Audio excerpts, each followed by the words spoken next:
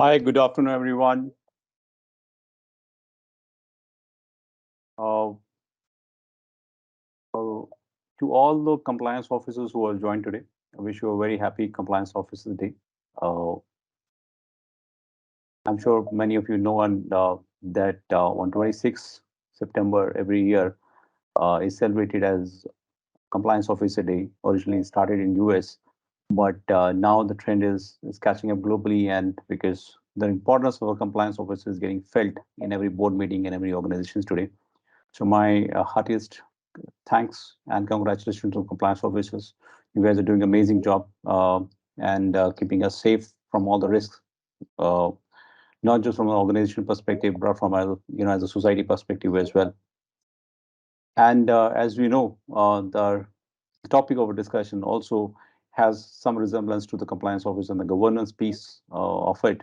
So we'll start dwelling deeper into it. Uh, as I'm seeing, there are a lot of people are already joining in. So we would take a couple of minutes to get to our customary slides of introducing Lawbit, and then we'll start with the discussions.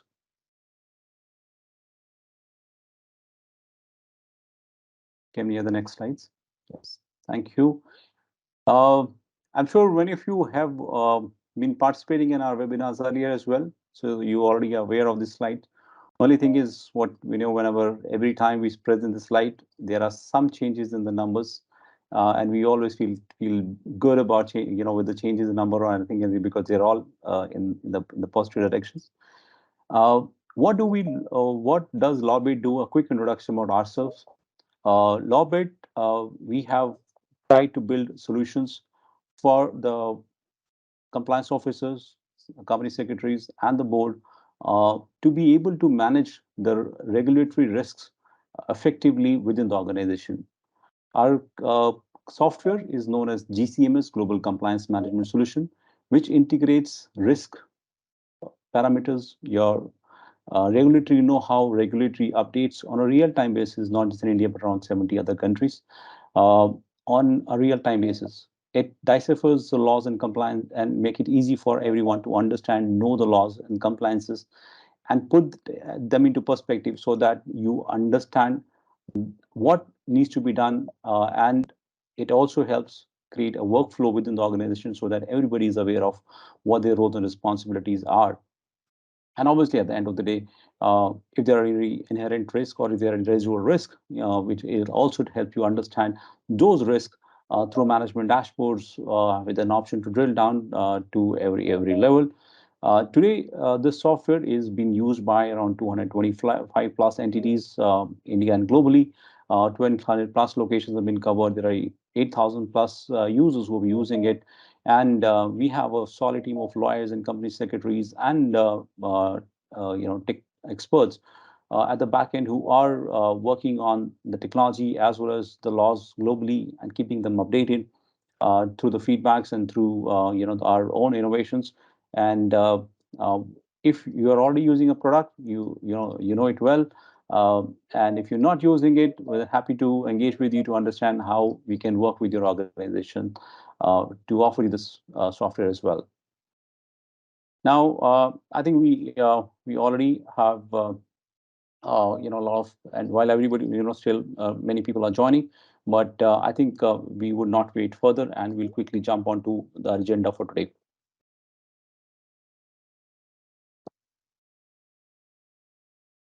So before I hand over to Trishul to talk about the agenda, Trishul, just go back. Let me introduce our guests for today, and I'm extremely happy that we've been able to convince Mr. Rajendra and Pratik to be our speakers for today. During our interactions, I realized that the kind of passion and expertise they have on the subject, it's really amazing, and I'm very happy that they agreed to be on this panel today. Just a quick introduction about Mr. Rajendra. Mr. Rajendra is a qualified lawyer and a company secretary, somebody with 30 plus years experience, very passionate about the subjects he's talking about. He has served in some of the leading companies in India. and he has been working on corporate secretarial governance, ethics, and compliance functions with some of the leading market players. And he has advised and launched innovative projects, delivered favorable outcomes in critical litigations, and advocated industry issues at various platforms, not just in India but on the global platforms as well. In his last stint, he was associated with Nika. We all know about the brand, as a senior vice president and head of legal company secretary and as a compliance officer. During his tenure, he also led Nika to a stellar market debut in November 2021.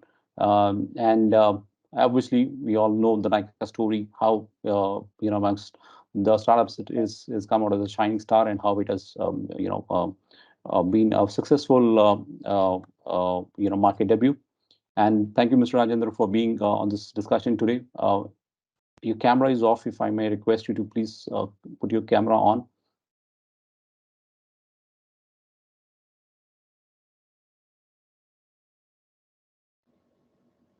I think my camera is on. Is that right, Trishul? We are not able to see you. No, sir. We cannot see you. Oh. So I request if you can rejoin. I think that might sometimes work. Okay. And let me, meantime, introduce Pratik also. Pratik is somebody who's extremely passionate, and I would say a man of few words. We've had hours of discussion, and Pratik will add only few lines. And when he adds, he has a lot of content to it. And Pratik, I'll be very very excited to hear more of you today. And Pratik is someone and who is a co-founder of World Law Forum, a research, policy, and advocacy organization based in the UK. He has been engaged with clients from various sectors such as retail, technology, and extraction to advise on issues related to business and human resources, ESG, corporate governance, CSR, human rights, due diligence, and business sustainability. You can understand from the profile that he is into this subject. I think there's nothing better than Pratik who could talk on this particular subject. He's been actively involved in policy and advocacy and has been consulted for the drafting of modern slavery legislation and the legislation on strategic lawsuits against public participation. While in India, modern slavery legislation is something we may not relate much with, but on the global platform, trust me, it's something very, very important because of whatever has happened in the last few centuries in the world. And even today, there's these things are very very prevalent. How you have to really overcome and abolish the slavery. This legislation has played a very very extremely important role. He has also invited to join the sounding board of the drafting of the Hague Rules on Business and Human Rights Arbitration, chaired by former ICG uh, Judge Bruno Sima. Pratik also served as an executive director of the Leaflet, one of India's leading legal and policy publications. Pratik, welcome, and thank you so much for taking your time out to be with us today. And Thank you, I'm Jyant. sure, Thank you for inviting. Vishal, let's move. So over to Trishul so that she can set the agenda and let us know what we are going to be discussing and take the discussion forward. Hi, everyone. So the agenda for the webinar would be how India has achieved these milestones from BRR to ESG, how this term has evolved, how the evolution of ESG come into force, right? So we will take you back to the to 2 decades backwards and tell you the story, how this term has evolved, how it has created the framework. We will also tell you how these 3 pillars, E, S, and G, what all it consists, and what SDGs, which UN had implemented, what all has come into the categories of E, S, and G. We will be telling about the regulatory framework in India governing environmental, social, and governing laws which are prevailing, ESG approach, ESG benefits, how businesses today can implement ESG principles, and what are the challenges which they are facing. And if you have any questions, how your business is facing these challenges, and our speakers might have a solution to it, so you can put up your question for the same. And what is the role which is played by the board, by the committees, by the legal and the compliance officers? What are their roles, and the role of the auditors? And the lastly would be the role of the ESG rating providers, how they are going to rate the ESG reports of these organizations. So this is the webinar series which we have started. We might have part 2 or part 3 for on the same, how BRSR code and the value supply chain is going to work. So I will be telling you next how we have achieved the ESG milestones in India. So in 2009, MCA issued these voluntary guidelines on CSR, which was a step towards mainstreaming the concept of business responsibility. And the core elements of these guidelines were how to take care of the stakeholders, how to respect the workers' rights, their welfares, human rights, respect for our environment, ethical functioning, and other activities like social and inclusive development. In 2011, UN Human Rights Council adopted the same guidelines which India also endorsed. And these NVGs, which developed through various extensive consultations within the businesses, civil society organizations, the government, and it contained the business responsibility reporting framework. SEBI in 2012 came and made it mandate for top 100 listed companies by market capitalization to file BRR report through the listing agreement. And these disclosures were intended to enable businesses to engage more meaningfully with their stakeholders and engage them to go beyond regulatory, financial, compliance, and report on their social environmental impacts. The requirement of filing BRR was extended to the top 500 listed companies from the financial year 2015 and 16. In March 2019, these updated NVGs were released and the new guidelines came, which were called as National Guidelines for Responsible Business Conduct. In the same year, in December, SEBI extended the BRR requirement to top 1,000 listed companies from the financial year 2019 to 20. There were a lot of notifications which SEBI came in with in 2001, where there were several amendments in SEBI LODR 2015 regulation, and the noticeable one was relates to the discontinuance of requirement of submitting BRR for listed companies after financial year 21 to 22.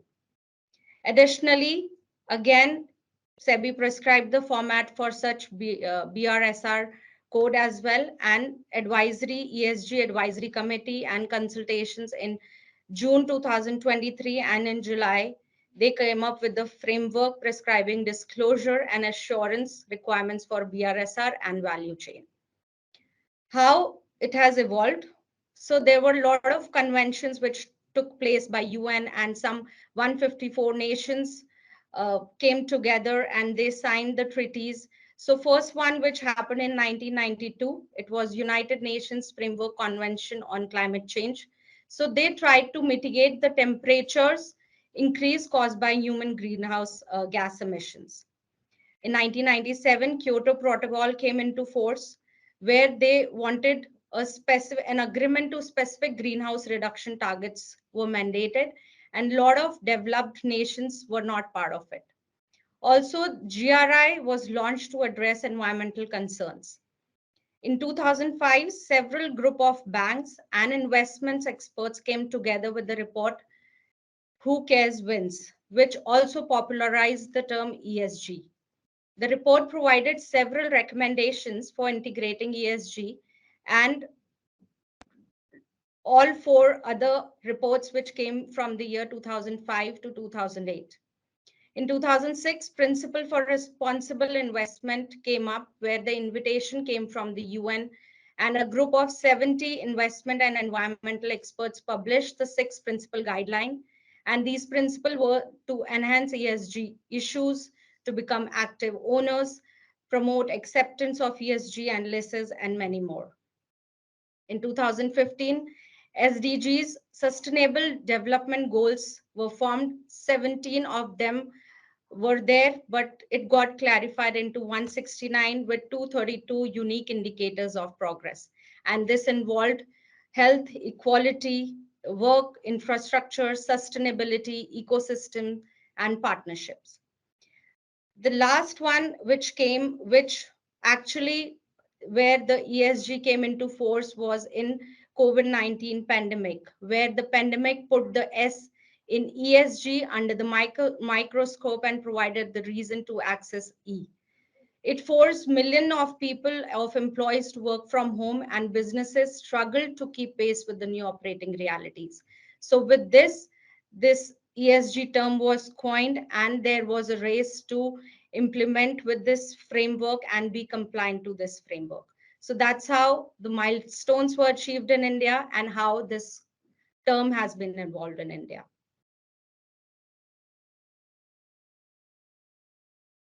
Next.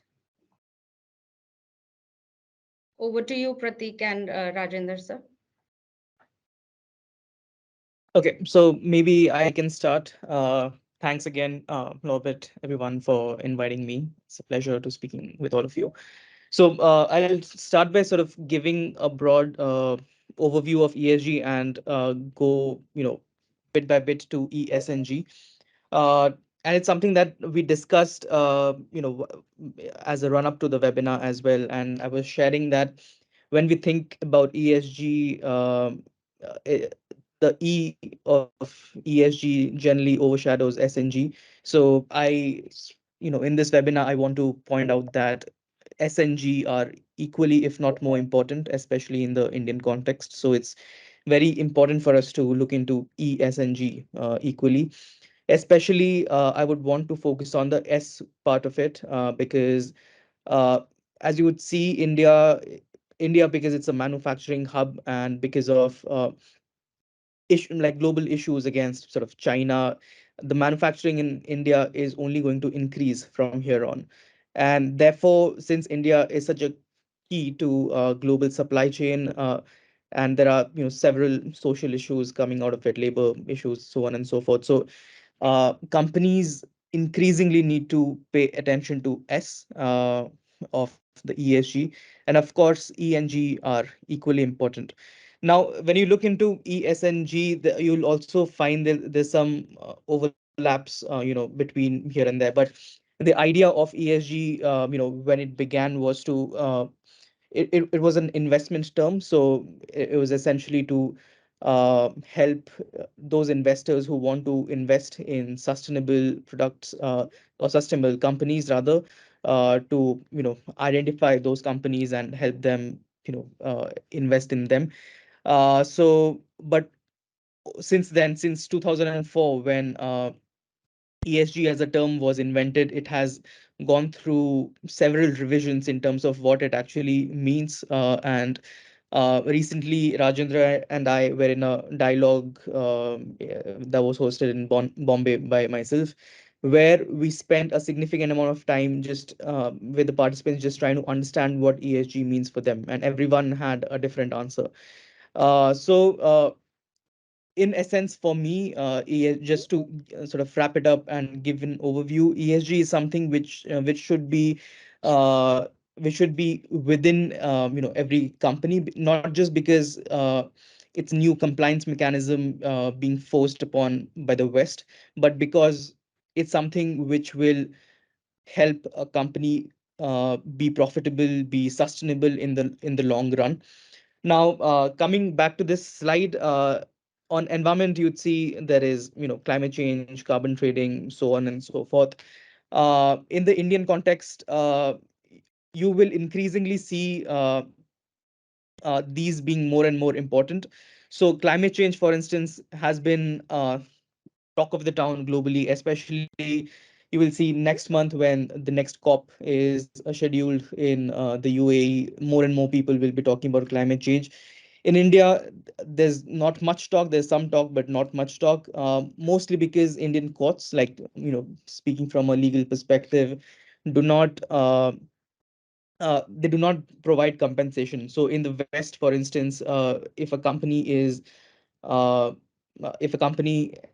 seen to be damaging the environment, there's heavy penalty levied upon the company, and also they are asked to give compensation uh, to the victims. In India, it's not so the case, but in the last couple of years, in you would have seen in Vizag, there was a case similar to Bhopal gas tragedy, where court, after a long time since Bhopal gas, actually went out and levied a heavy penalty.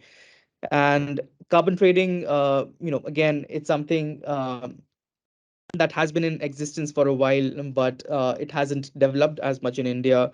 Waste management, decarbonization, environmental impact, these are all the things where India has certain legislations or regulations, but there's not much implementation in the ground level. Now coming to the S part, uh, S part is somewhere India is quite developed, I would say, at least on paper. The labor laws are quite strong. We have strong health and safety regulations, and so on and so forth. But at the same time, there are issues in terms of implementation of it. And I'd leave the governance bit to Rajendra, since he has been a corporate counselor, GC. Maybe he can speak better on that aspect. But I would like to sort of end my two bits on this by wrapping it up by saying that, again, companies shouldn't look into it only for compliance. Like, I have seen companies who are compliant on paper, but increasingly, more and more of laws and regulations around these will have a global ambit where you won't be able to trade if you're not ESG compliant. Because if you're exporting to another country, let's say the EU has very stringent laws where they're starting to ban import on products, let's say from deforestation, so on and so forth. So the companies who are from the EU, or who you would generally trade with, they would, in the next few years, I would say, be more reluctant to trade with you if you are not able to actively show how you're taking steps on improving ESG within your company. Rajendra?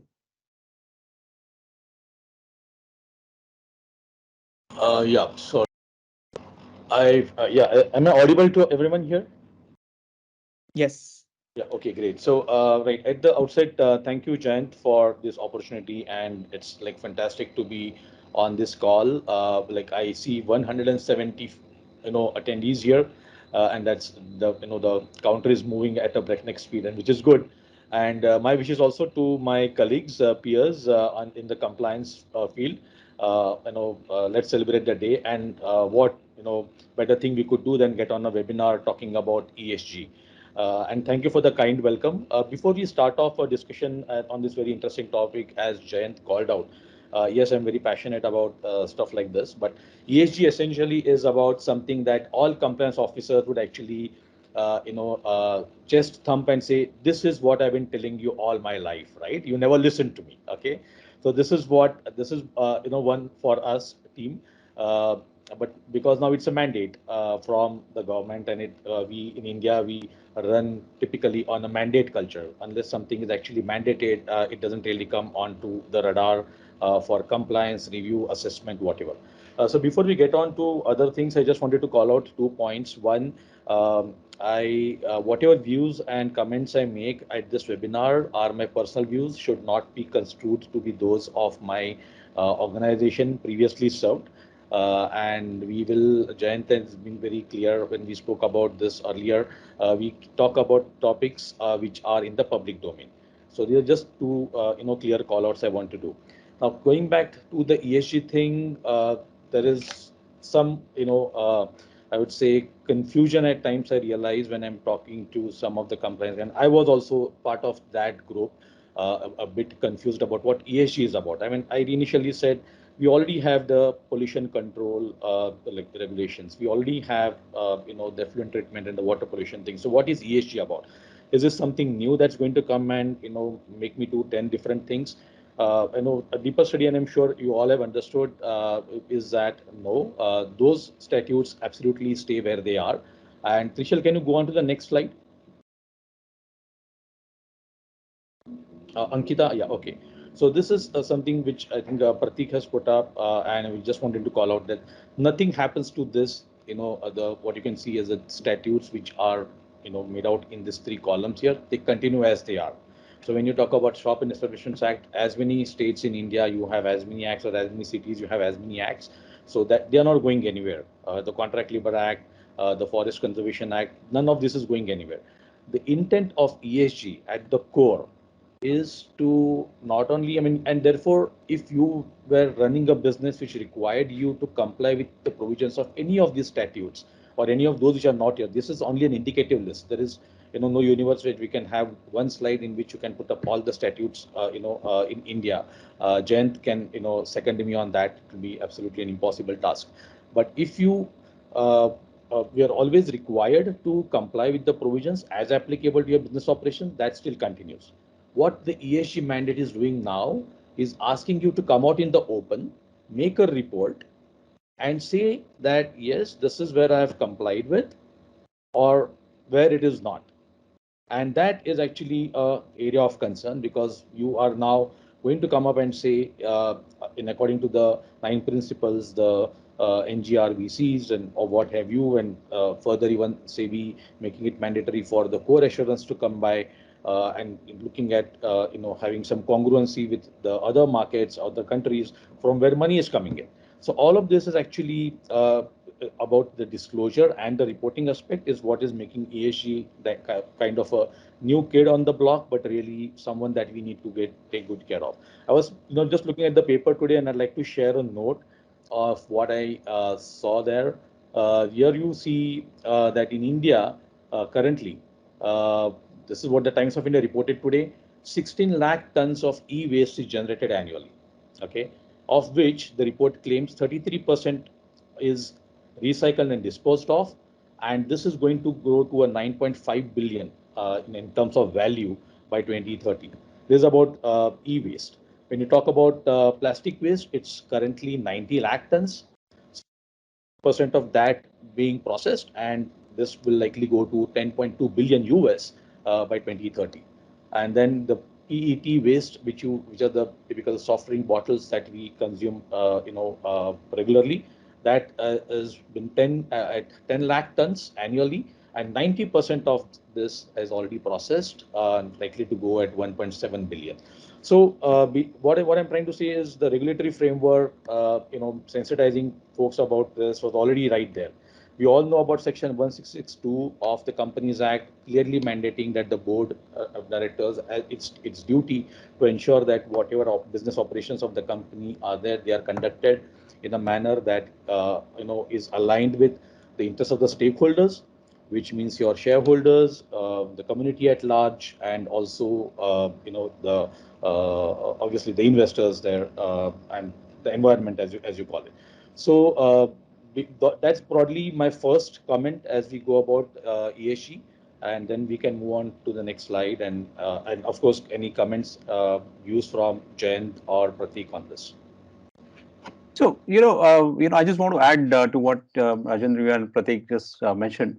See, when you talk about ESG, many times, and I still feel that we are still thinking that this is a foreign, terminology, but this is very, very, very, very local. This is something which is impacting us. India is increasingly becoming a, as Pratik mentioned, is becoming a manufacturing hub.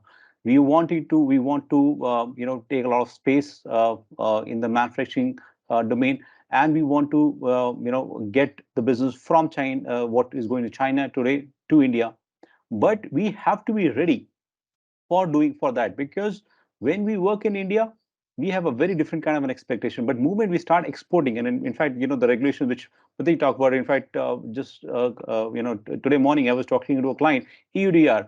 Now they are exporting to EU, and amongst all the regulations which are applicable to them, the most biggest concern is EUDR. Not just because it is directly impacting them. But the without naming the client, let me just talk about the client is into coffee business. The coffee business, they have to certify that they are not, it's not impacting the forestation. It's not deforesting.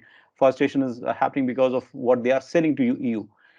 Now, they may not be directly producing coffee. They may be buying it from someone. They may be buying it from India. They may be buying, procuring the raw material maybe from the African countries also. Now, moment they are importing, they are procuring the raw materials. They have to be also ensured that the EUDR guidelines are complied with. Not just that, the Modern Slavery Act guidelines are also complied with. So things which we feel that, okay, modern slavery doesn't impact me. Nobody's asking me about deforestation in India. I can be, sure. But moment you have to talk global, you have to think beyond India. You have to very well be aligned with all of these, these aspects, all of these regulations which are going to impact you. So ESG, from that, not just from a micro perspective, but a macro perspective, from a globalization, from the growth perspective also, is very important for all of us to know and understand. Let's move next.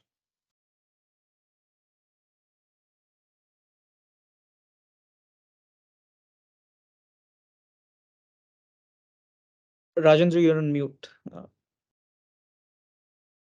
So I think as we just referred to the what ESG is about, how the regulatory framework has evolved so far, and what basically are the benefits or the advantages, and very briefly, and I think we'll keep on touching upon those in the course of this webinar. The approach that I would look at as when you want to implement ESG as a framework for your organization is first to start getting buy-ins. Now, a lot of these buy-ins were initially, let's say, a bit difficult task to do because you would potentially have to uh, get alignment of your thinking with your peers in the executive committee or in the senior management team, where you're working with, whether it's a CFO or the manufacturing head or the marketing head. But now, because of the mandate, all of these things are changing a lot. The acceptance and you want having to sell it and getting a buy-in, that part's become a bit easier. What's difficult is, of course, what are the companies keep asking, and it's right to right questions though, and very difficult to have an answer. What exactly is the tangible benefit for for ESG, or what, how long, in what time will you actually see it? How can you actually compare what you're doing today, if you're any good than what you were the year before? Are you doing better than your competition in the market? All of those questions are obviously going to be put up, and there's also an implementation challenge, which we will be talking about later.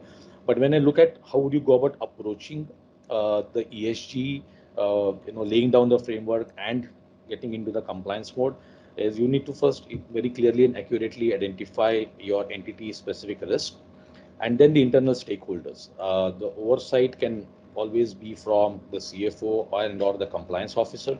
My vote goes to the compliance officer for the sheer reason that, as Pratik called out, for the E, S, and G. G is something you already know. We've been in the play field for the governance aspect for a long time. That's something that we've been well trained with, and we read a lot about that when we studied law. So that gives you an oversight, even when there is, let's say, an allegation of non-compliance by a regulator, whether it's a pollution control board or whatever. And I know that very recently in Maharashtra, if you recall, there was some very strong pollution control board actions initiated by the MPCB. And they've also been very up and coming about banning the use of thermocol and banning, shutting down factories doing that, or let's say banning the use of single-use plastic, which are also applicable across India. But coming to that, you need to identify what are the specific risks basis the kind of processes that you have at a business level, at a supply chain level, that you're in your manufacturing activity. If you're getting something contract manufactured, how is your third-party vendor doing it? And that is another challenge here. So as I said, we'll keep on speaking out, touching upon the challenges as and when we discuss it, because talking about them separately would be without context. So let's say you are procuring something from a vendor, and he is actually been your vendor for a long time, he gets what quality, quantity you want, and you've been very happy with him. But will not be in actually a position to, at all points in time, verify whether he is compliant with the the requirements of law as it is. In fact, there is also a good rationale at points in time which says that if you do not know what he is doing or how he is doing it, then you have a then there's a deniability that you can resort to. Not anymore. You need to go down to your vendor and ensure that he is also compliant, and that's how your upstream and downstream ESG compliance will be verified or evaluated. Uh, that takes you to the second one, when you identify internal stakeholders. While, as I said, one of the CFO or the compliance officer can continue to hold the pen or be the person who's actually responsible or reporting to the board or a committee of the board. So till recently, even now, I know that the CSR and ESG committees are one, because thanks to the earlier regime, the CSR was the only kid on the block which was known to have something to do with the social obligations an entity has. So identify internal stakeholders. Let's say that could be your CHRO, it would be your technical head, it could be your IT head, it would definitely be your factory or the manufacturing lead, your marketing lead. Those will be folks who are responsible for ensuring that the implementation of the ESG framework that you identify is executed on a daily basis routinely, because that's exactly what a lot of companies and a lot of investors who are looking at ESG implementation really want to see. So they are not really impressed, and I've known about stories. I've heard people say. In fact, I was on a call recently for the CFO's take on ESG last week, and one of them said that 15 out of 20 fundraise that he has, we've been talking to or he's heard about, they are really very keen to understand what you're exactly doing on the ground on ESG. They say, we get your beautifully drawn up plans, we love your strategy, we love the framework, we get all of that, which is absolutely fine. I mean, this is a great document to look at and we can carry it home. But we want to know, how are you doing on the ground? What exactly are you delivering here? So that's what you need to have your develop risk mitigation strategies and remediation plans. When you see something which is deviant from what you are supposed to do, you need to not only remedy that and ensure it doesn't happen again. You need to, again, the other challenge obviously is, the currently at least for ESG, is there are quite a lot of regulatory updates very frequently. This actually is confusing those who are required to keep a track of it and ensure what exactly is the compliant requirement or compliance requirement. So you need to be updated on the updates and as and when it happens, and then develop need-based communication depending on what impacts your organization or what does not. And of course, then adhering to the reporting mandate and the stakeholder expectations. So here again, I mean, I've already said it in my when I was referring to the earlier points. It's something which needs to be really granular. It's something which needs to where you are on the ground delivering on a real-time basis. In reality, whatever you are saying is to be your ESG framework, or what is ESG strategy, and what you said you'll be doing. So some companies in India have actually announced, like I know about Reliance, HDFC, Axis, Nestle. A lot of big companies have they have aggressive ESG plans. They have gone public. They have made public announcements saying that they want to go, to zero or neutral gas emissions from their processes by the year 2030. They've allocated resources for that. They've gone about and ensured that this is the way it will happen going forward as well. So, I mean, those things again are good to hear and know, but it is again going to be a challenge to see how you will implement it on the ground day in day out. Over to Pratik and Jayant for their views and comments. Thanks. I'd just like to make some quick points on uh, how to basically get ESG implemented. So I think one of the very key, sorry, there's some echo, I think. Yeah. So I think one of the very key and very basic essentials is for everyone who's responsible to implement ESG within an organization.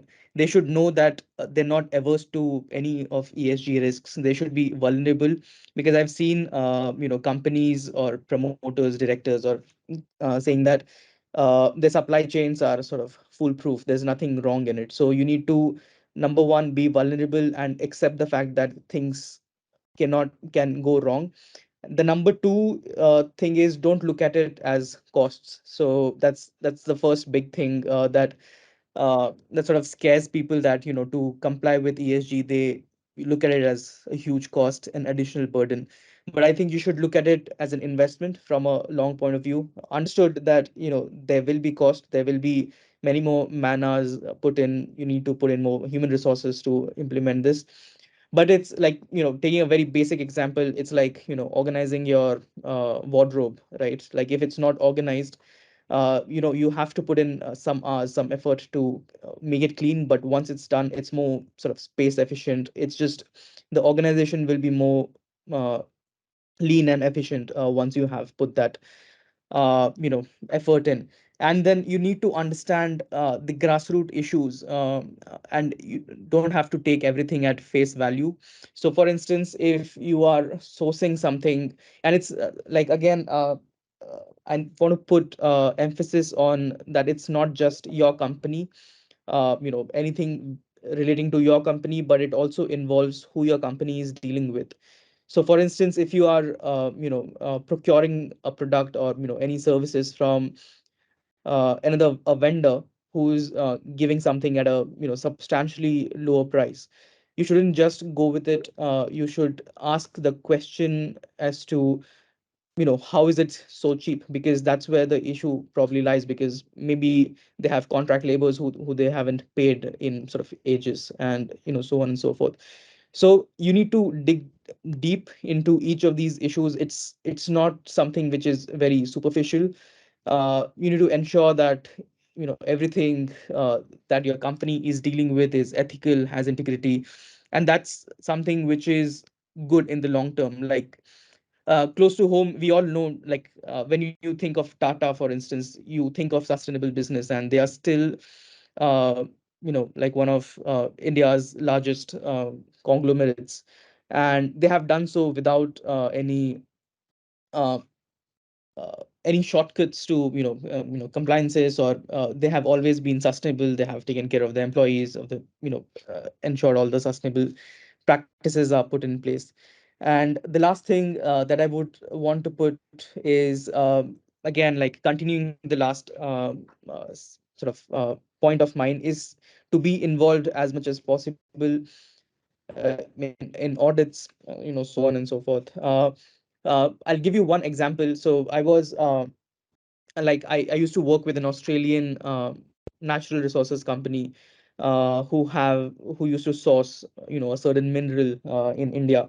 And during a conversation with the general counsel on another issue, not relating to this, he casually mentioned that in one of their recent upcoming investor reports, the cover page showcases India, because in one of their in one of their mining areas where they work in India, the majority of the people who work there are women, about 59%. So I told him that it sounds a bit strange, like, because it was in somewhere in Uttar Pradesh. So I told him that it's something strange, and maybe you should look into it. And then he said, no, it's done by one of the, like, a prominent audit company, so on and so forth. But I said, you should still look into it before you go public with this. And they so ultimately, what we figured out was that they used to go for scheduled visits, for these social audits. And every time they would give the the folks running the show there 1 week notice, and they would tell them that, okay, you have to comply with our policy of at least 40% women, without realizing that you can't really implement that in India, in Uttar Pradesh, right? So what they would do is, the day of the audit, a couple of days before, they would call all the wives of everyone who's working there, and they would ask that, you आप मत आओ, आप घर पे रहो, आप घर पे बीवी को भेज दो, and they would train them as to what to answer, what not to answer, and it's a checklist, right? There's certain questions that is answered, and everyone's trained. So I told them that, okay, go for a we engaged like a grassroots organization, and we told them that, okay, go uh, as an unofficial unscheduled trip, unscheduled visit, and then everyone was a male, like it was like 12% women, or something around that. And it would have caused a huge travesty, like if they had come out in the public saying, flashing that 60% of the workforce in India is women, because there are issues such as greenwashing, etc., which are coming up. So I think, and it could have led the company to face like suits in courts, and like have huge legal ramifications. So the idea here is to be as involved at all times, at all processes, and not just, and think from the local point of view. One thing again, which I put across to all the clients that I work with, is ESG is developed primarily in the West, so it's a Western concept, so to speak. And all these global policies, they again think from a Western lens. So uh, compliance officers, legal officers here need to be extra careful in trying to think from a Indian lens, or South Asian lens, on how things actually work on the ground, and not just blindly try to follow the global policies, and take the extra step in trying to understand, in trying to make everyone, the global headquarters, or the higher ups, understand that what are the actual issues. Jayant, if you have anything to add. So in fact, I was just listening to a conversation and trying to relate. There are quite a few examples like this, wherein what's been reported and what's actual things on the ground are very, very different. Unless and you're actually involved on the ground and you have put the right process controls in place, it can put you into a very, rather it can put you into soup, and one small mistake here and there, and can cost you big in the business, in terms of your revenues and your potential partnerships as well.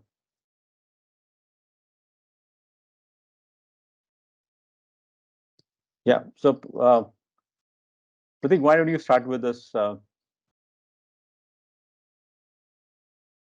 I think Rajendra would be better fit for this. I'll like put my thoughts in between.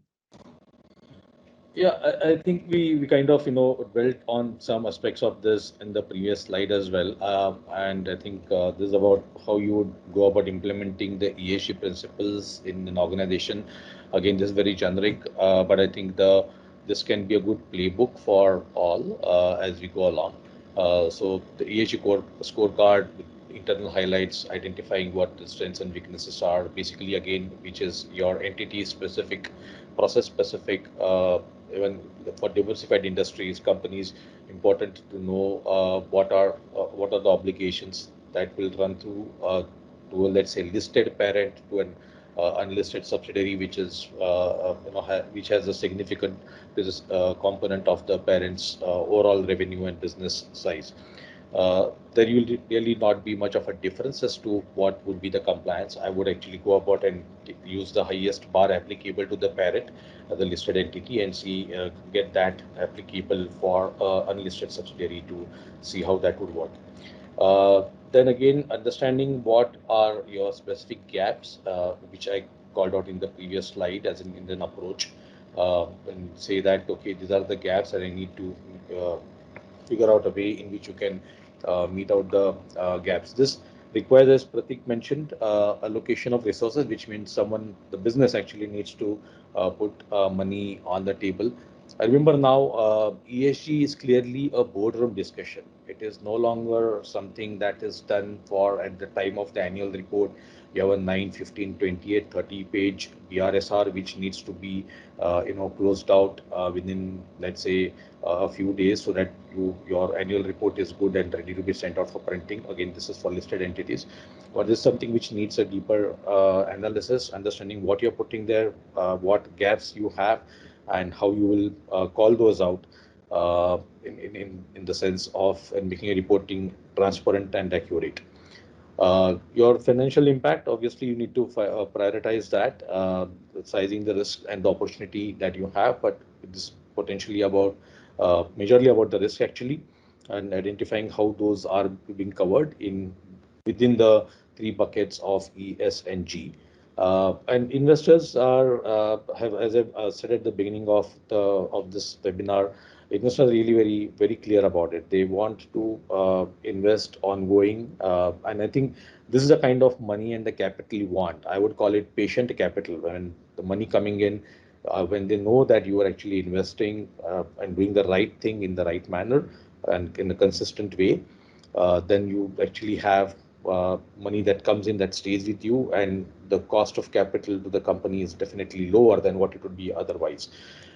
Which takes us to embedding ESG within the business. Today, it is actually causing a churn. It is creating, a process. You might, in a, I would say, in extreme case, you might identify a product or a particular process which has to be done away with if you are going to go along in letter and spirit with regard to the ESG mandate. Then you might have to really get very innovative about what products are you're currently doing, what processes you're currently employing within your organization.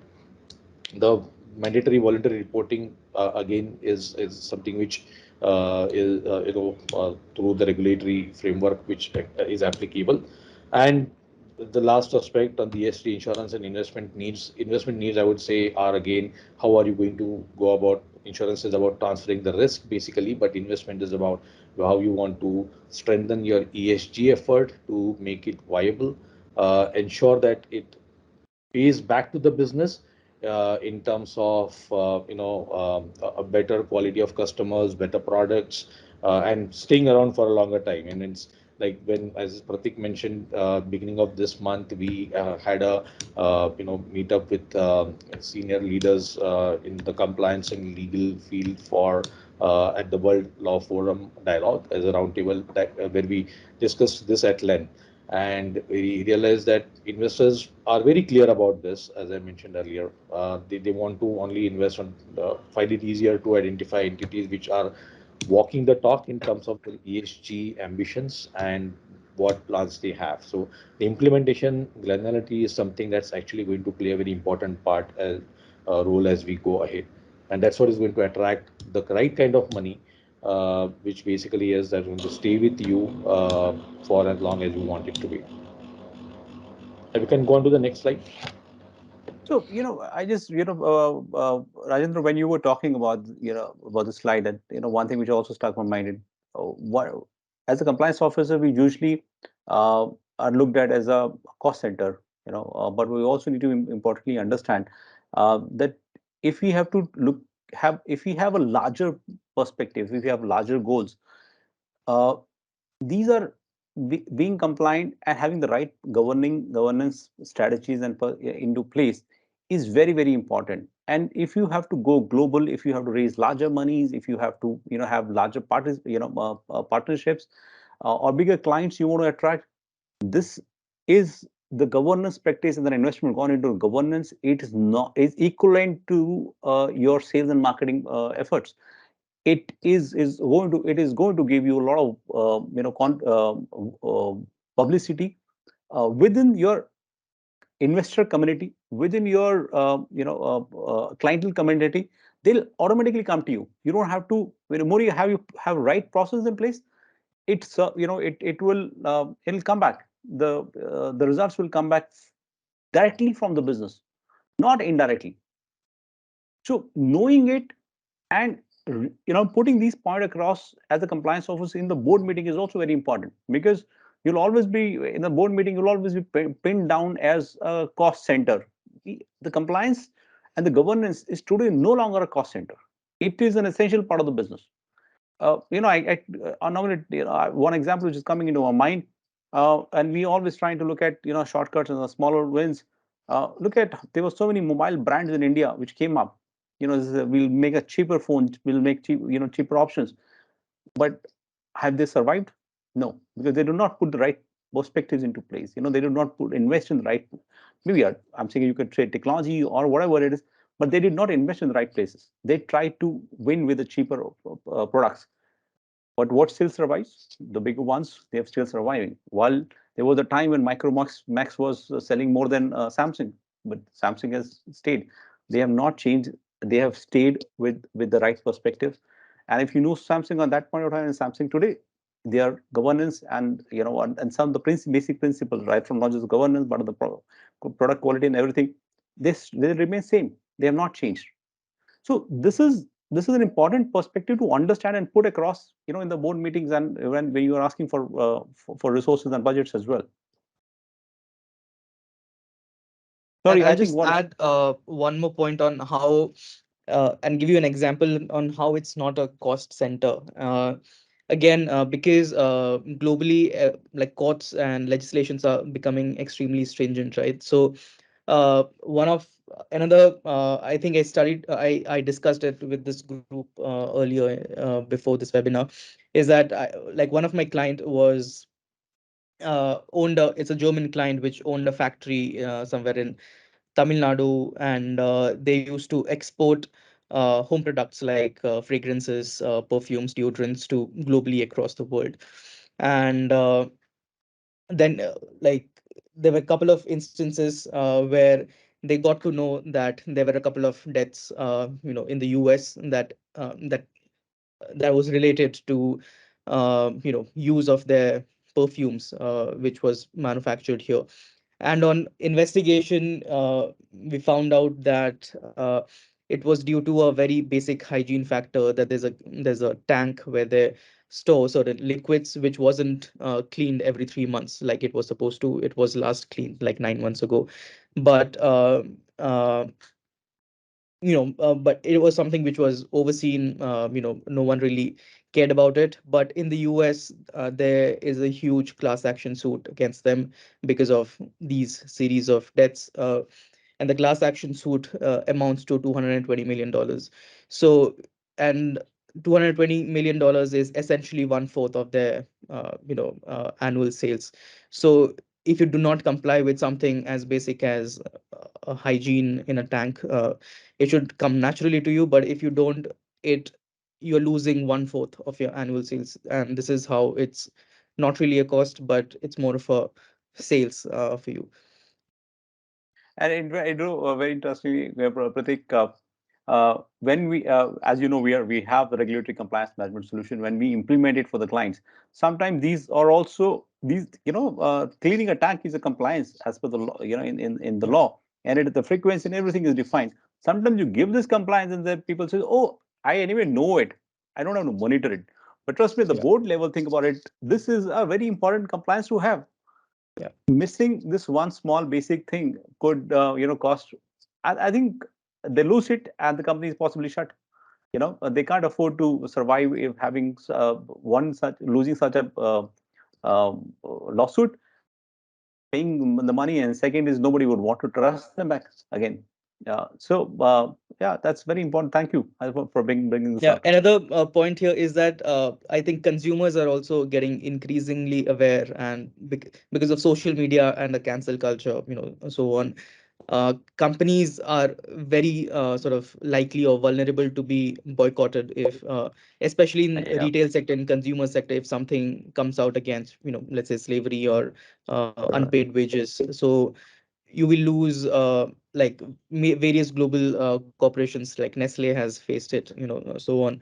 So you're likely to lose a lot of business as well. So it's better to invest, even if it's a cost now, for the next few years, i- in the interest of long-term profitability of the company. And I think that's the pitch to the board, how it should be. No, I think this is about building a culture. I think sometimes it's not so much of a cost, but a consciously putting a culture around. Once you have that culture inbuilt, engraved, beyond at that point, you don't think that that there's a cost. Yeah. I'm saying is I can go back a few decades, decades, building toilets in the factories and having separate toilets for men and male and female workers was also considered as a cost. Today, nobody thinks that as a cost. It's engraved. We all think this is a essential part, and no longer it is a discussion also that you need to have a separate toilet. I think Yeah. it's all about making the right step and bringing the culture change, and beyond a point, I think it's you're there. Yeah, Ankita, we can move next.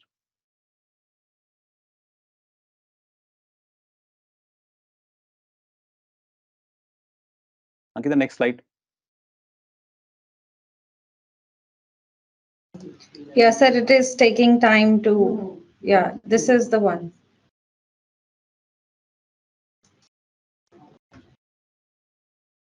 Rajendra, sir. Yeah, sure. So I think implementation challenges we again talked about briefly, and I just expand on some of these points here to say that the challenges for ESG have more or less it's always been on the same lines as what you would say about a new statute or a new requirement. Let's say we talk about advertising standard Council of India coming up with a a guidance note or guidelines on certain how telemarketers or influencers should actually be uh, promoting products, requiring that there has to be a byline which says that there is a need for you to say that this is a paid promotion or this is something actually that a celebrity is doing it on her own or his own accord. When you put that out to your marketing team, they'll actually want to figure out how it is that we cannot do. Is it possible for us not to have to put that footnote or the trailer or that particular message on in the video? I think the challenges here at for ESG again. I think you need to, as compliance leads, we'll need to focus on creating the right kind of awareness and education as we our peers. And I mean, this is not a top-down approach here. It is someone we always will definitely learn a lot from other peers and your colleagues on the senior management team when you discuss the applicability and the implementation of what you have in ESG. And then with that conversation, you would be able to take it to a level of developing key performance indicators as to what specifically lets lets the management and then the board know as to how a particular ESG mandate which has been implemented or a ESG principle has been implemented, how that has impacted and how the needle has moved on it from one to the other. But there needs to be still some kind of a uniformity with regard to what are how you would use it about to compare with other entities in the same business, same sector. Identifying stakeholder groups. Again, this is a challenge in terms of, I would say, in part territorial, in part, a lack of understanding and cohesiveness within an organization. It's all part of a culture at times. The intent being that, oh, if this is something which is to go to the board or it's part of a reporting under the Companies Act or if it's part under a mandate under the SEBI regulations, this is something which has to be led by the respective team. But all the ingredients of that particular report will obviously come in from the entire organization, and therefore the stakeholders have to be stitched in terms of what are their specific contribution and what exactly they need to do to ensure that not only the report goes out as complete, but also the the internal minute details of the report are also ticked off in in good essence. I mean, not just as a tick off, but actually on the ground the reality is exactly what it should be. Not, for example, what Pratik shared with us as the the instance with regard to the workforce getting scripted dialogues to be taken up when there is a visiting person from the parent company or the other entity here. Collection and tracking of ESG data is again very complex. We really do not, for wide and big organization, that's actually a big challenge to have veracity of what information is required. and identifying material topics again, what would specifically lead to a instance or lead to an impact on your ESG outcome for a particular year, for a particular period, is vitally important. And whether that impact is big enough, is it material enough to be taken into consideration at a particular point in time, that also needs to be verified. So you need to identify what would be the material topics. Again, all of this will essentially be based on what are the essentials of your business model and the processes that you have in place.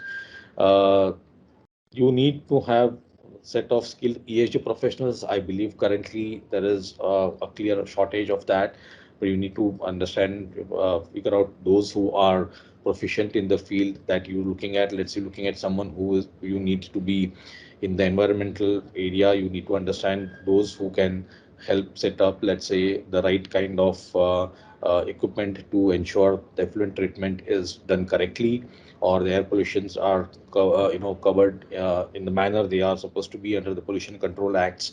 Again, in social, you need to figure out what are your social obligation, what you choose to do under CSR, and how you're doing it. In addition to that is a community impact, but how are your employee policies, how are you actually engaging with them, and what kind of exit mechanisms you have, how you hire people, how you treat them, what's the culture you have, what diversity initiatives you have driven, and codified by way of a policy, not only as a document but as a live dynamic policy that the corporate is actually implementing on a daily basis.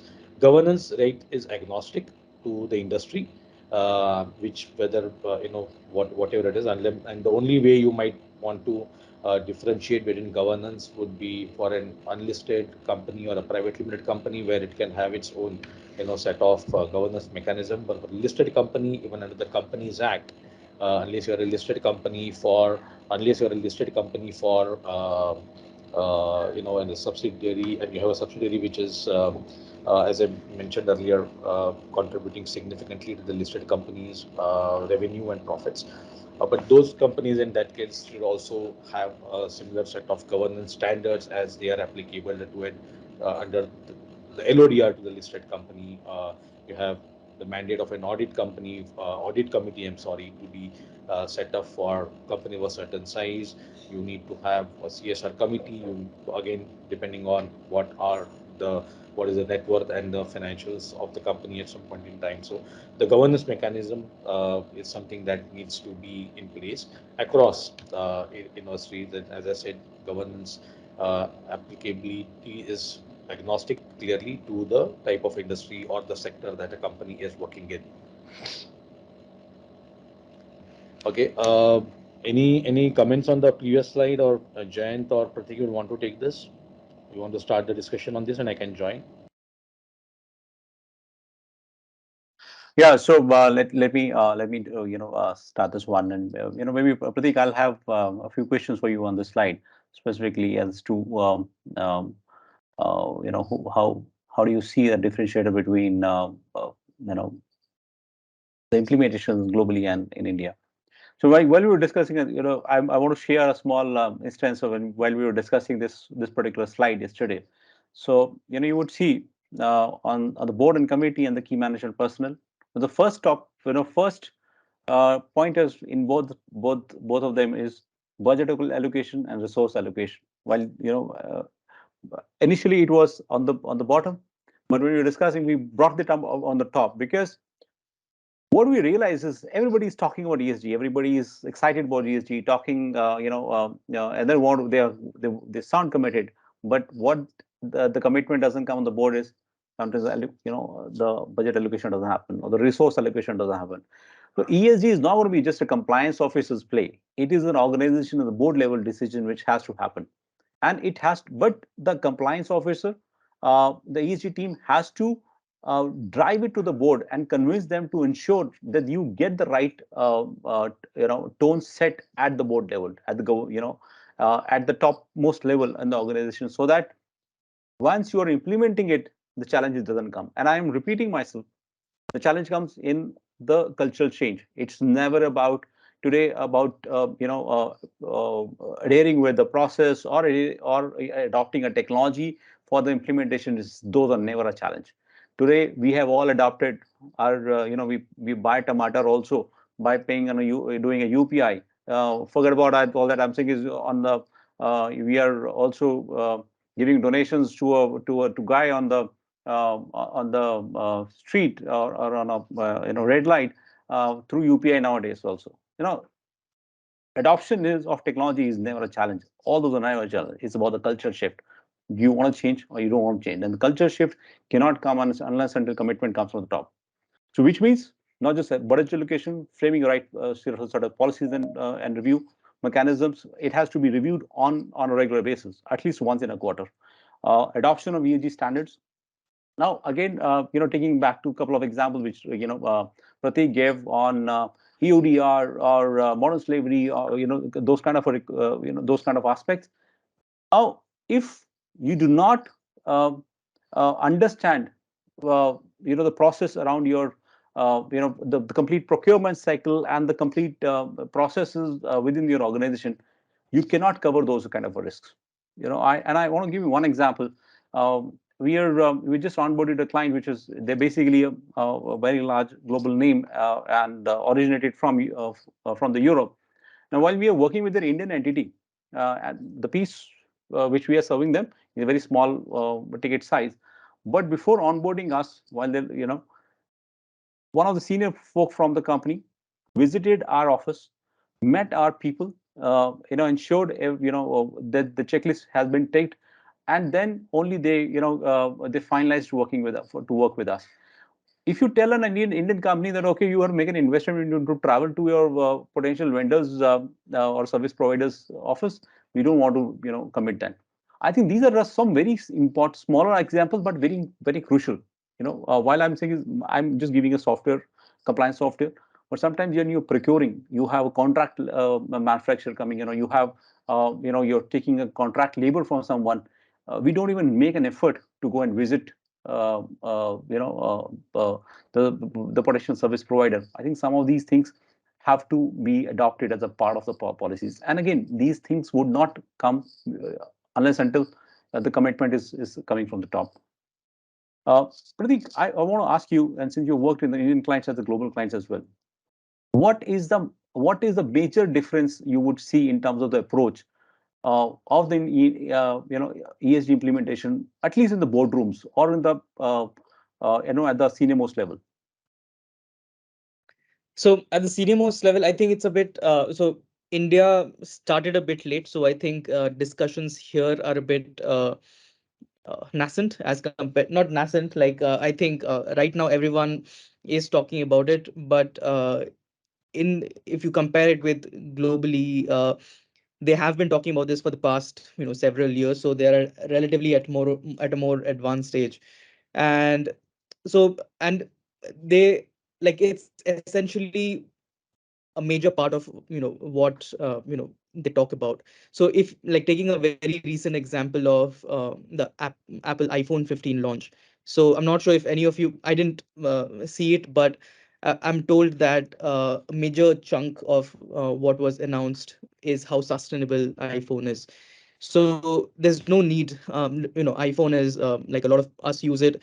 It's a sort of a status and a sort of lifestyle choice that everyone makes and anticipates to look forward to it.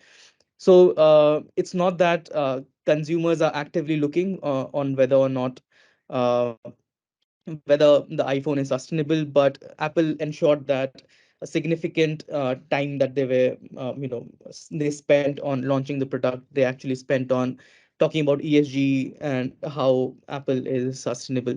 So I think that way in the West, they are a bit more matured. And the reason also being that, the regulations there have come a bit like like a few years back, and India is just starting with it with BRSR last year, and it still has a limited scope. So another point of discussion which Rajendra and I were discussing in the dialogue was whether on the issue of how to the maturity of conversation, and whether like the role of regulations and compliance mechanisms basically, or whether you should voluntarily uh, do it. So I think in India, compliance regulations are needed to give you the push, sort of the push, like the kickstart to get things done.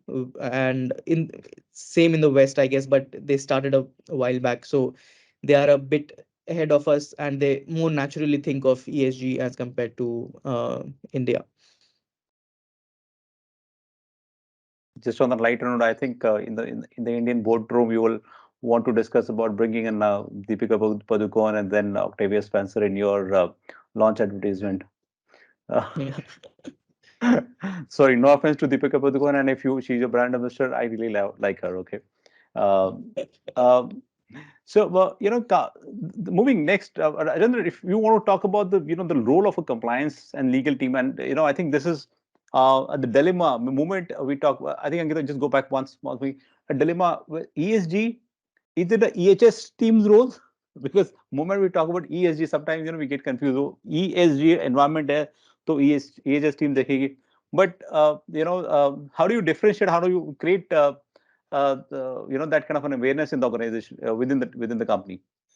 So that's really, I mean, very important, Jayant, and I think for all kinds of compliances, when they come in for the first time around, there's always a shock reaction to it. People want to know how to, like, first, is it actually? I mean, here is the way the playbook runs.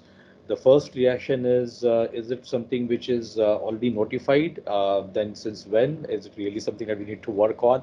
Does it apply to us? What are the implications? How does it impact us? What are the processes? So, like, there is a knee jerk all over, multiplied by 10. So when you come as a when it comes to the compliance officer, and actually, this exactly is the group that we must have experienced the same thing in their roles, is it's always better to hold the pen on stuff which goes out in the public domain, and it's part of what your organization is going to talk about to a lot of stakeholders.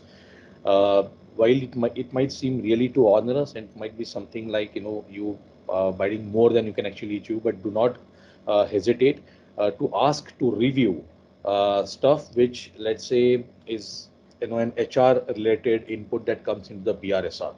Have an oversight. You should have an oversight, though you are not directly responsible for it. You should not be. You are in a way ensuring, or let's say there is an to my mind, whenever there is an HR related issue that comes up, uh, 9 out of 10 items or 7 out of 10 items HR would directly deal with.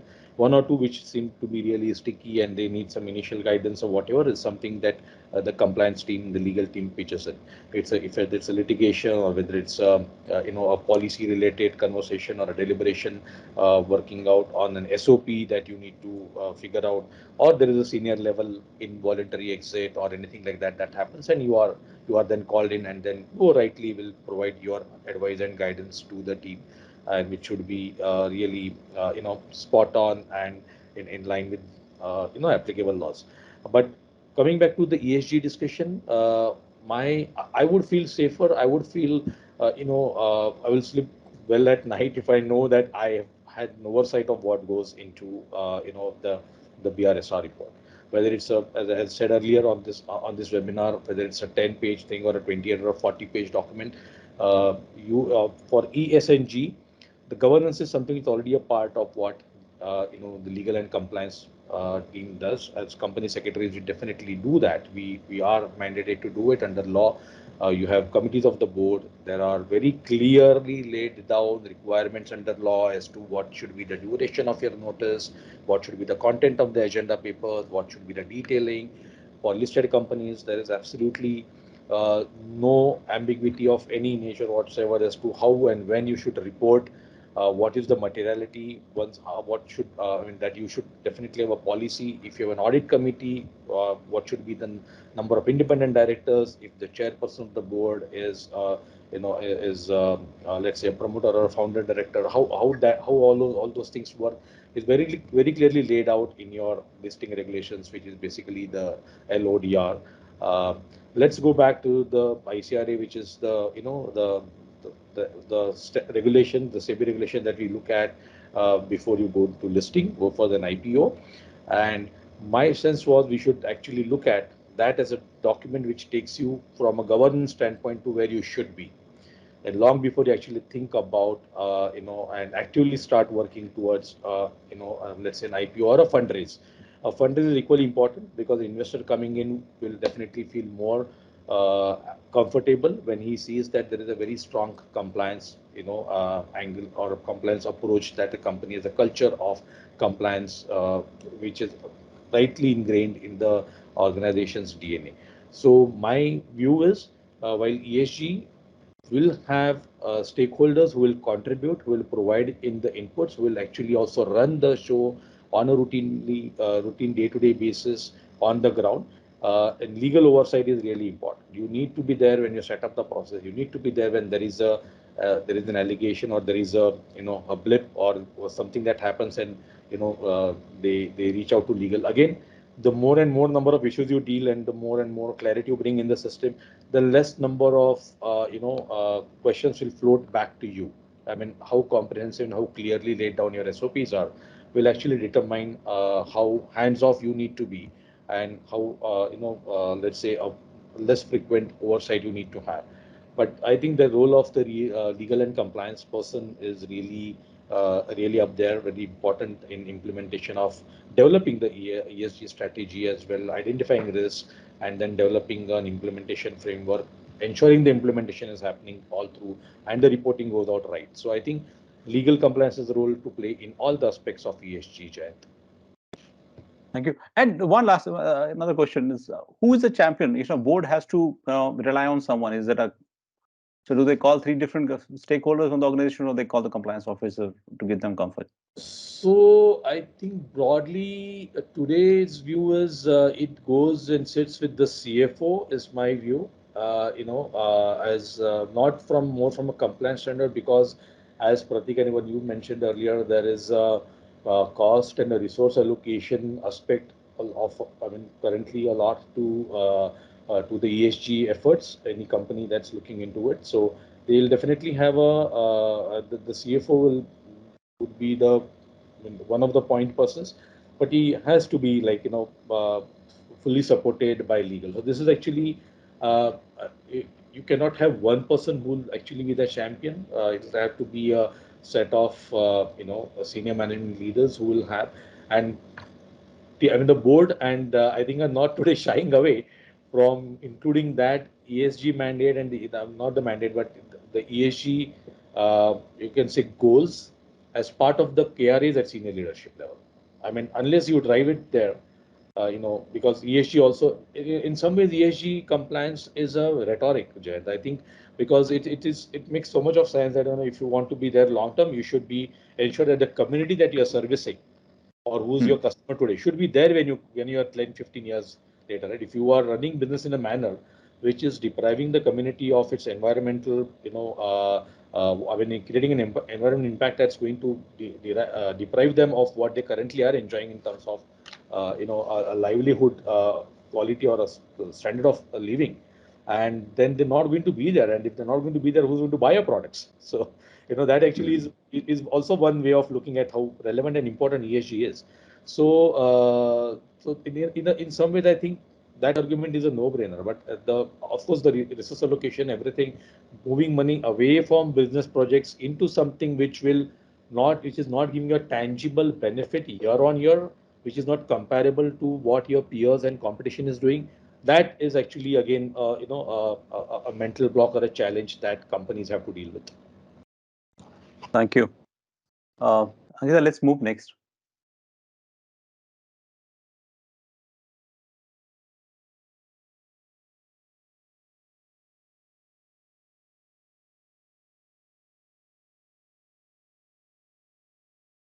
Rajendra, you are on mute. You should. Okay, so the rating providers, I think we discussed briefly, earlier in the day, but not on this call, I believe, on this webinar. But there was you know, what you could say, the SEBI has come up with the ERP related regulations and mandating that registrations are required.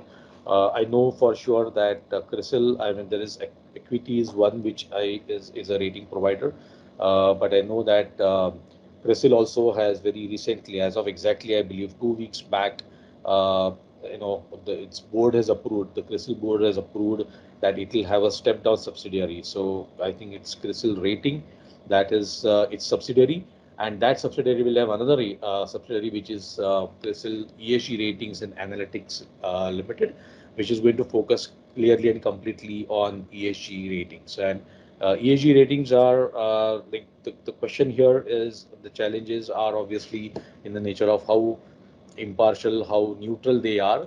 Drawbacks that pose questions, basically they can be regarding the reliability of the ratings, the lack of consistency, and like the set standards between rating providers for measuring the practices. And how would a rating provider come up with what methodology that provider is adopting? What are the specific ingredients of the E, S, and G as a metric that is used by a rating provider to identify whether you are allowing for sectoral, nuances to creep in.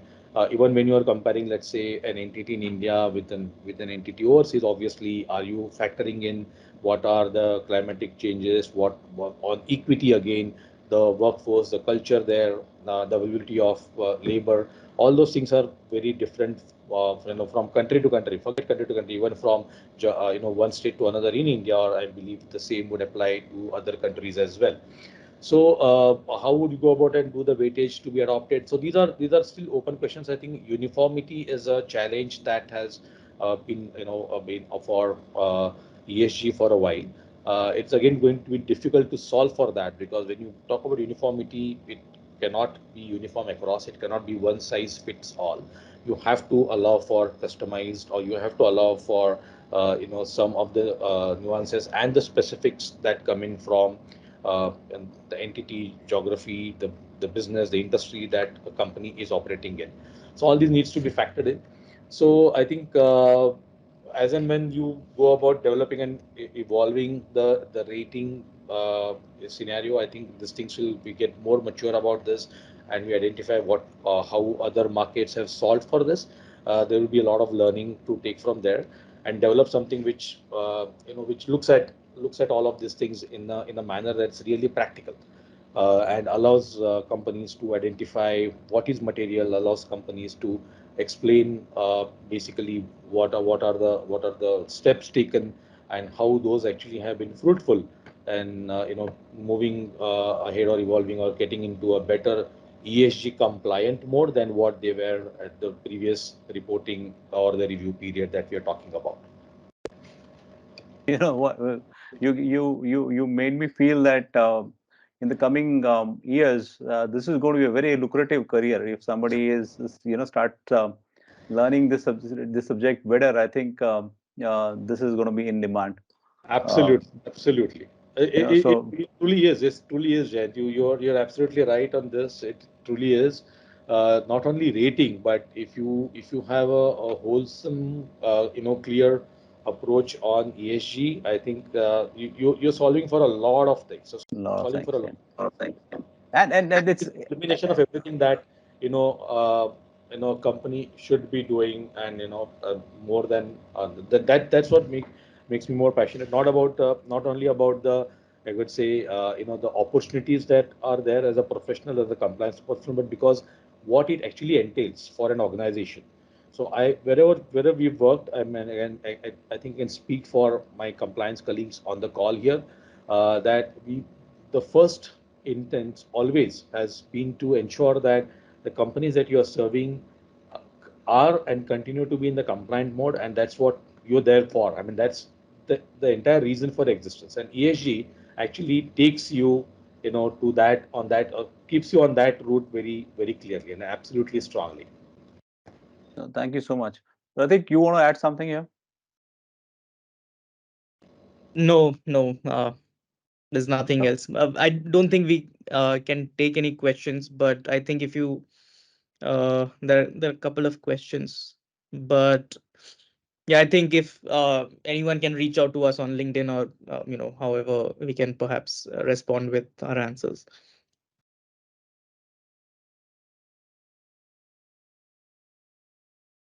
Yeah, so Yeah, Ashish, nothing else from me.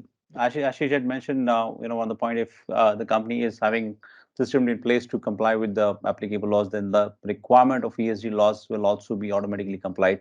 I think, Ashish, you have a valid point here. Yes, if you have a strong framework in place, so that you are aware that all the laws you are complying with, um, in a way you are getting complying with the with the ESG requirement. But I would just add one smaller aspect here, because what happens is when we are building a regulatory compliance framework, because we've been doing this for our livelihood. One aspect which we have, what I've seen is people or the organization, they only focus on the regulatory compliances which are directly applicable on them. Now, they do not focus, they do not consider the regulatory compliances on their contractors or the service providers. Now, these are also very important aspects to understand. You have to, you have to expand the scope of the framework which you are building, and look at the service providers, look at your contractors, from where you are procuring as well, because in the larger ambit they also they fall into your into your ESG require framework as well.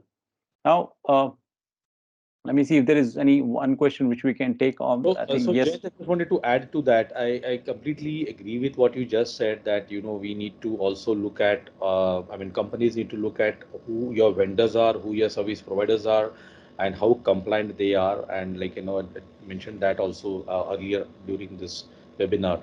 But I think practically, uh, for me to go down one level to my vendor and say that, okay, I want you to say hand on heart that you are doing everything's absolutely fine with you, and the person says yes, then I say, okay, if you say so, then I'm going to ask you to subject yourself to an audit by an independent ERP, not an ERP, maybe an ERP consultant or whatever, and they give me that confirmation. Or you, maybe it can be a questionnaire based response that they are signing up, and you tell your vendor that you need to have this approved or clearly tabled at your board meeting, so that the board is stitched into what is being submitted to me as his client. Uh, but as you go down level 2, level 3 in India, at least it gets more fragmented. Your vendors do not have the financial viability. They do not have the technical and the related required acumen and the know-how to actually come up and see you. If they're out to get business, and which obviously everybody is, they're going to say yes to everything you say, and that actually is a very dangerous situation to be in, right? So how will you ensure that your vendor's vendor, your vendor's service provider is actually also compliant? Like, there's unless that entire upstream downstream thing is clearly uh, ESG compliant, till that time you're only talking about it. Otherwise, it's not going to make sense. But to do that, there is a practical challenge, is what I'm saying. Yeah, but please continue. Thanks. Yeah. No, but I think valid point. Um, uh, you know, but one practical thing which which I've already experienced, and it's something what Rajendra you mentioned. Uh, uh, I've seen this company is giving a large documents, and you blindly start signing about it. And many times, what I've experienced is people who blindly sign on that without even reading it, without even questioning this, are the ones you're scared. You need to be scared of. Sometimes I've seen the legal counsel sitting on side, and when you want to raise a question and say, "Oh, boy, I'm not going to be signing on these three lines because because these are not aligned." Uh, but I think if somebody is coming and discussing this, you should be happy that at least that person is committed towards towards achieving whatever he is committing to. Uh, Welcome them, and don't just blindly look at and be happy with somebody who just say, okay, you're saying, I'll sign it, I'll not even read it. These are things, as you go up in the ladder, you'll possibly start realizing that sometimes a tough vendor is a better vendor, because that at least he has thought through his, and he owns the business better, and he has a better control on the business, rather than somebody who just come agree on all your terms. And in Sorry. Absolutely, absolutely. Yeah, no, no. I'm just sorry. I don't want to interrupt you, but what you're saying is absolutely right, because I would rather work with the vendor who says, why should I sign this? This doesn't work for me. This is something I do not have. So, for example, let's say you're talking to a service provider who's going to be, analyzing your data or whatever, and you want him to sign up a very onerous, clause in the agreement or in the MSA, which he says I'm not ready to. If there is a data breach, inadvertent or whatever, I don't want to take this kind of a risk, because then we say, why are you worried? Is it so that you don't have the adequate security mechanisms in place? Is your IT security weak? And he'll say, no, it is state of the art, but hacker and IT security always play catch, right? There's some point in time anyway they're going to develop, they're going to come in and hack into my system, however secure it might be today. So therefore he will push back, and I appreciate his gumption, because and he knows what he's talking about. He knows what risks he can take, and for him taking a business is important, but it cannot be at a risk for signing on anything that he is Right. put forward to him. Yeah. Right. Yeah. No, that's very well, very important. And I think we'll have to be mindful of that and grow. Increasingly we have to be mindful of this because we need right vendors and right, partners, I would say. I think the time is moving. I think we have to abolish the word vendor. We have to start looking at the word partners. In the upstream and downstream, because his business is going to impact your business. I think the share prices of some of the bigger organizations globally have gone down because they found one of their vendor somewhere as has is still practicing slavery. And it's true, and it's happening in today's world. So it's better you look at partnerships, building partnerships in this environment, and work on them. I realize that we are already too much of a time. I have passed. It's already 5 or 6. I'll not take much of a time. And a couple of questions which came from from some of you. Yes, we are going to be publishing it on our YouTube channel. You can watch it, recording there. We would And one of the question was, what are the reporting requirements? I think today's objective was to build the ground about ESG. What are the important aspects and the pillars, how you have to start preparing yourself, what things you will have to keep in mind. In the upcoming discussions, we would also be talking about BRSR code, and some of the practical aspects of ESG and the reporting requirements. The dates will soon be announced. Stay tuned. You will be receiving mails from us on those aspects as well. Sure. And on the concluding note, I want to thank you, Rajendra, once again for taking your time out. It was a very interesting discussions. And Pratik, thank you so much for your time as well. And I look forward to have you on board, in some of our discussions once again. Thank you, everyone. Thanks. And Thanks. Thank you, Jyant. Thank Uh, you, everyone, for joining in. Thanks, Jyant, and your team. I think there was one question on CBAM. I think we should include that also in part two, because that's applicable from October, and it's a very tricky, actually, a tariff mechanism that's coming in as under the guise of ESG. So all of these things are going to happen, guys, and this is practically going to be more of a one country talking to another about, or one set of countries talking, one block interest block talking to another, because this is about just how developed markets at some point in time are trying to circumvent, or attempt to circumvent, basically, the kind of ESG implications for them, with specifically regard to the greenhouse gas emissions. So we should include that in part two when we bring sure, that up. Yeah. Yeah. Okay. Thank you, guys. Thank you so right. much, everyone. Thank you, Jay. Thank you, everyone. Happy Compliance Officer Day once again, and thanks for your taking your time out today. Thank you. Bye bye. Thank you. Thank you, everyone. Thank you.